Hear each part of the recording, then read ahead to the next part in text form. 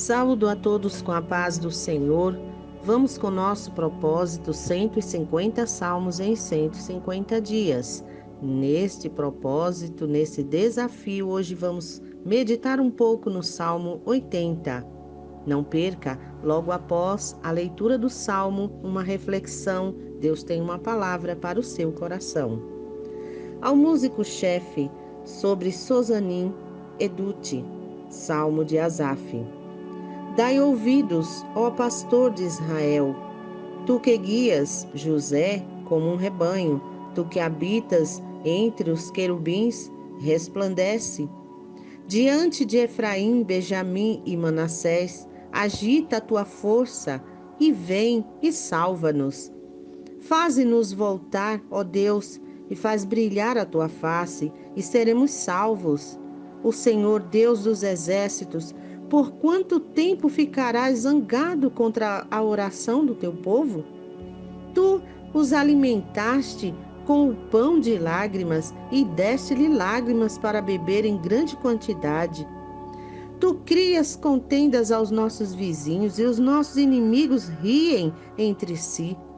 Faze-nos voltar novamente, ó Deus dos exércitos, e faz brilhar a tua face, e seremos salvos.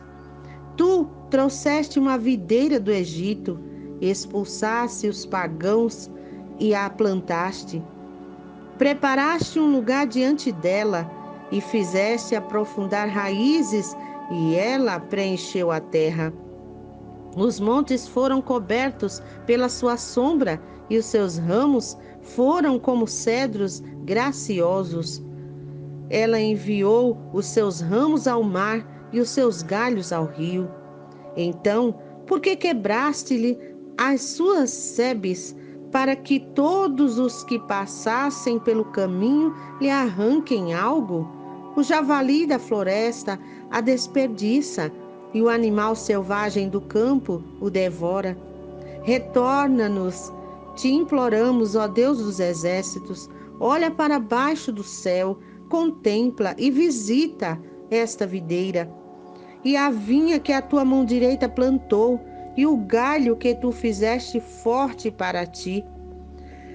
Ele está queimado pelo fogo, ele está cortado, eles perecem à repreensão do teu semblante.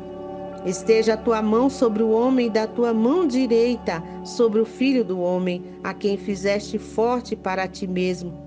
Assim, nós não voltaremos de ti. Vivifica-nos e nos chamaremos pelo teu nome. Faze-nos voltar novamente, ó Senhor Deus dos exércitos. Faz brilhar a tua face e seremos salvos. Glória a Deus. Este é o salmo de hoje, uma palavra de ensinamento para nós, porque tratando mais uma vez do povo de Israel, um salmo de lamentação, como tantos outros que já refletimos, fala da restauração do relacionamento com Deus que havia sido perdido. E a gente precisa entender que Deus não é inacessível. Ele é um Deus grande, tremendo, criador de todas as coisas, está acima nos céus, acima de tudo e de todos, tem todo o poder. Mas Ele é também o nosso Pai. Ele é também e quer ser o nosso amigo, aquele a quem temos intimidade, aquele a quem temos comunhão, aquele a quem temos um relacionamento. E o povo de Israel, nós vemos desde o início da Bíblia, mesmo antes da chamada nação Israel, nós vemos que na criação do homem, Adão e Eva, ele tinha um relacionamento diário com eles no jardim. Ele teve relacionamento com Abraão, ele teve relacionamento com várias pessoas, vários personagens da Bíblia, e ele quer ter também um relacionamento comigo e com você. Mas como? um relacionamento maravilhoso de pai para filho, um relacionamento de amigo, porque o amigo, ele é confidente, um amigo, ele é conselheiro, um amigo é ajudador, um amigo, ele está pronto para nos ajudar. Então nós precisamos buscar esse relacionamento. E o povo de Israel, o povo de Deus escolhido, uma nação escolhida por Deus, porque ali habitava o seu templo, a sua presença. Eles tinham um relacionamento com Deus, porque Deus lhe dera as instruções para que andasse no caminho que ele preparou. E Deus prepara caminho de bênçãos. Deus prepara caminhos maravilhosos, porque Deus é perfeito, Deus é maravilhoso, é bondoso e ele tem coisas boas para nós. Porém, o povo de Israel sempre transgredia os mandamentos, as leis, os preceitos, e aí sofriam, perdiam o relacionamento, e aí novamente eles tinham que clamar para que fosse reatado esse relacionamento e Deus então pudesse aplacar a sua ira e trazer novamente a bênção, não é? Então, esse salmo, ele traz grandes ensinamentos para nós. Ele começa falando sobre o rebanho, sobre o bom pastor, né? Ele fala também sobre a videira, do verdadeiro agricultor. Ele fala também, né, que é um chamado ao povo de Israel para um retorno, porque quantas vezes em nossas vidas nós vamos caminhando e em certo ponto a coisa desanda.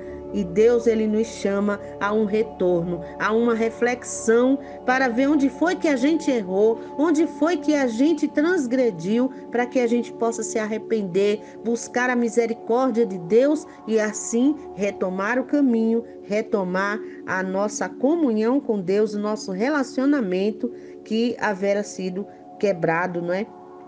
E ele faz, Asaf, que é o autor do Salmo, ele faz também queixas quanto à ira do Senhor contra o seu povo. E ele vai aí relembrar algumas coisas, né? Tem a metáfora do vinhedo. E no final ele roga a Deus para que ele se restabeleça, né? Para revivificar e restaurar a nação de Israel que estava arruinada, né? Então a gente vê aqui o início. Ele diz: dai ouvido, ó pastor de Israel.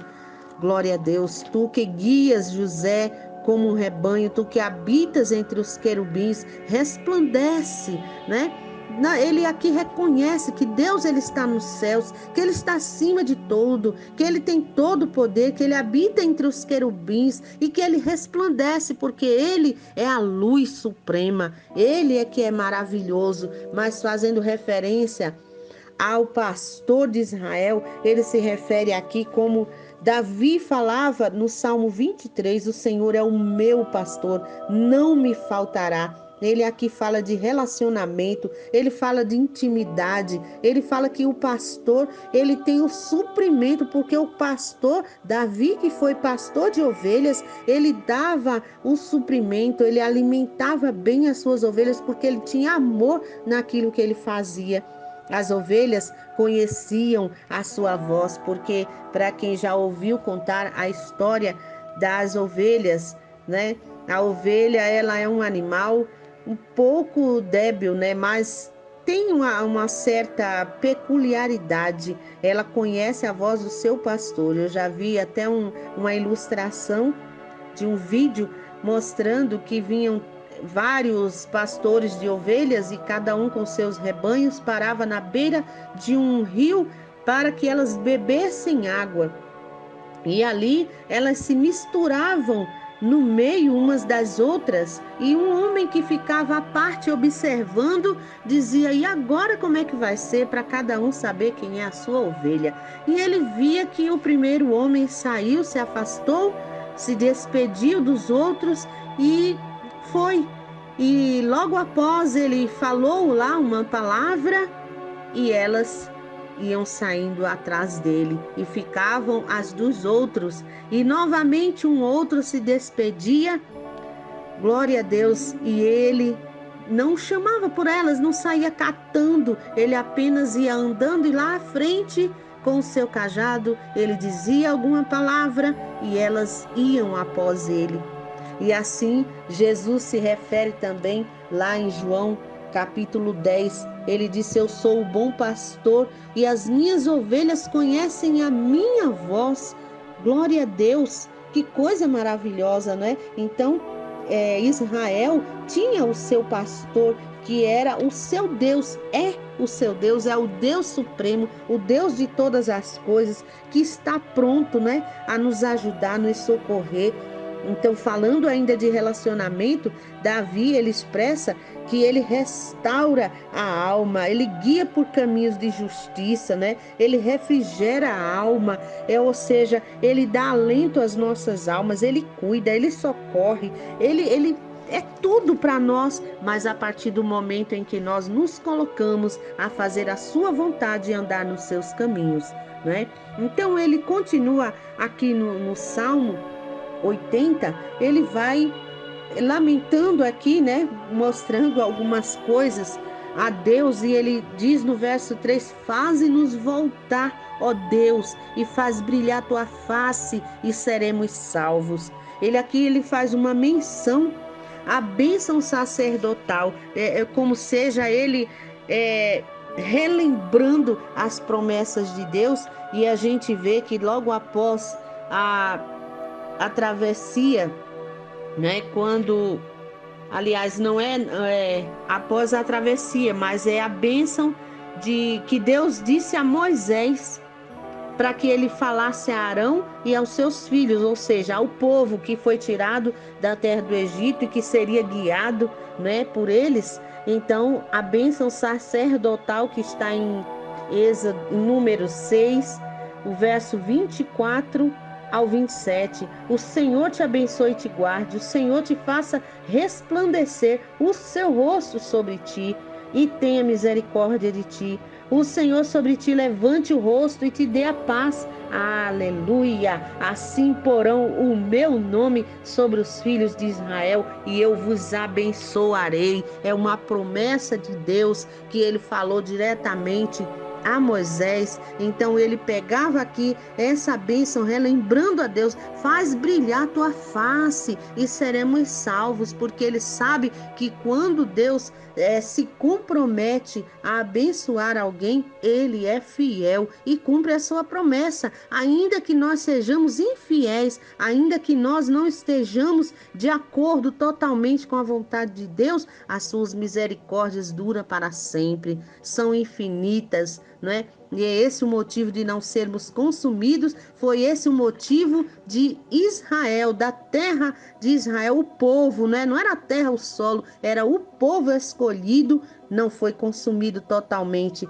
Deus vinha com a sua ira, né? E dava aquele castigo, porque como um pai, nós somos pais, sabemos que correção é amor. Quando nós corrigimos um filho, é por amor, para que ele não caia num buraco maior, não é? Então Deus, ele como pai que é maravilhoso, sabe cuidar dos seus. Então ali ele lembrando a bênção sacerdotal, eu gostaria até de frisar, né? Eu ainda conservo essa prática, né, da bênção. Os meus filhos, não é que eu imponho a eles, mas eles ainda têm esse costume, né, de dar a bênção. E isso a gente vê que nos dias de hoje não é mais um costume, né? Ficou uma coisa cafona, careta, mas isso é bíblico, né? Os pais abençoavam os seus filhos. Nós vemos vários exemplos, né, dos pais antigos que abençoavam os seus filhos. A gente vê lá a história de Jacó e Esaú, não é? Que Jacó roubou a bênção de Esaú, que era o primogênito, mas à parte tudo isso, o importante é que quando o pai abençoava em nome de Deus, o filho era realmente abençoado. E que coisa maravilhosa, são palavras de bênção na vida de alguém, né? Então era uma bênção maravilhosa. O Senhor te abençoe e te guarde, o Senhor faça resplandecer o rosto sobre ti, o Senhor tenha misericórdia de ti, levante seu rosto sobre ti e te dê a paz. Que coisa tão gloriosa, não é? Então, assim, porém, porão o meu nome sobre os filhos de Israel e eu os abençoarei. Quando a gente abençoa em nome de Deus, a pessoa é realmente abençoada. Lembrando que também a nossa língua tem poder de vida e de morte, né? Como diz lá em Provérbios, a gente pode abençoar e pode também amaldiçoar, mas que as nossas bocas sejam usadas para abençoar não somente os nossos filhos, mas a todos aqueles que fazem parte do nosso convívio, seja até um inimigo. Vamos abençoar a vida deles, né? Porque as bênçãos de Deus, elas são fiéis, são verdadeiras e são ativas, né? E a gente é que tem a chave para ativar essas bênçãos, né? E aí ele vem, né, dizendo esse lamento, o Senhor dos Exércitos, por quanto tempo ficarás zangado contra a oração do teu povo, né? Muitas vezes nós pensamos que Deus não está nos ouvindo ou sequer que Ele está tão irado conosco que não está dando a resposta, mas devemos lembrar que nesse caso aqui o povo tinha pecado muito, o povo sempre transgredia e estava pagando um castigo aí pelos seus próprios atos, como diz a Bíblia, do que queixa-se o homem, dos seus próprios atos, né? Porque tudo é escolha e consequências, como eu sempre faço questão de frisar. Mas nós sabemos também que existem provações, tudo um contexto. Porém, nós temos um Deus a quem lançar as nossas queixas, nossas ansiedades, um pastor maravilhoso para cuidar de nós como ovelhas que somos, não é? Nos colocando diante dele, porque ele é que sabe qual é o alimento melhor para nós. O alimento, eu quero dizer, em relação à vida, né? Os momentos difíceis, às vezes pedimos uma coisa que nem mesmo vai fazer bem para a gente, e a gente quer porque quer, né? Mas Deus sabe de tudo. Aí ele vem, continuando o lamento aqui, ele diz no verso 5, tu os alimentaste com pão de lágrimas e deste-lhe lágrimas para beber em grande quantidade. Tu crias contenda nos vizinhos. E aí vai a lamentação. Ele aqui está fazendo a lembrança do povo no deserto, porque Deus conduziu o seu povo pelo deserto, ele sustentou ali. Quando o povo clamava por comida, por pão, ele deu o maná do céu, ele sustentou com pão. Ele também, quando o povo clamava por água, ele também ordenou que Moisés ferisse a rocha e desse água, e saiu água em abundância, e todos puderam matar sua sede, e os seus animais também puderam beber. E ele faz menção assim, que naquele tempo tu ouviste o povo, tu mandaste pão e água, e agora nós só recebemos pão de lágrima, pão de beber lágrimas em quantidade, né? É o sofrimento que eles aqui relatavam, que era muito grande, a desolação, a destruição, né? E aí no verso 7 ele começa um pedido, né? Faze-nos voltar novamente, ó Deus dos exércitos, faz brilhar a tua face e seremos salvos. Ele faz alusão novamente sobre o brilho da face de Deus. Quando vem em nossa direção, as bênçãos com certeza vêm, né? Aí ele diz, tu trouxeste uma videira do Egito, expulsaste os pagãos e plantaste, né? Ele faz menção, porque Deus tirou o povo do Egito e levou em direção à terra prometida, que no caso Canaã, e logo após Deus deu um tempo de abundância, um tempo de paz, que foi de paz no caso de Salomão, mas no caso de Davi foi um reinado próspero, né? Um reinado de alianças, de grandes alianças, de proteção, um reinado onde ele pôde fazer grandes conquistas, né, territoriais. E aí, entregando o reinado para o seu filho Salomão, houve um tempo de paz, de muita prosperidade, né? E aí ele diz que enviou seus ramos ao mar, seus galhos ao rio, né? Tudo prosperou. Aí ele vem com o verso 12, novamente lamentando. Então, por que quebraste-lhe as sebes? Porque todos os que passassem pelo caminho lhe arrancam algo, né? O javali da floresta desperdiça e o animal selvagem do campo devora. Aí ele vem, né, com aquela lamentação toda pela devastação.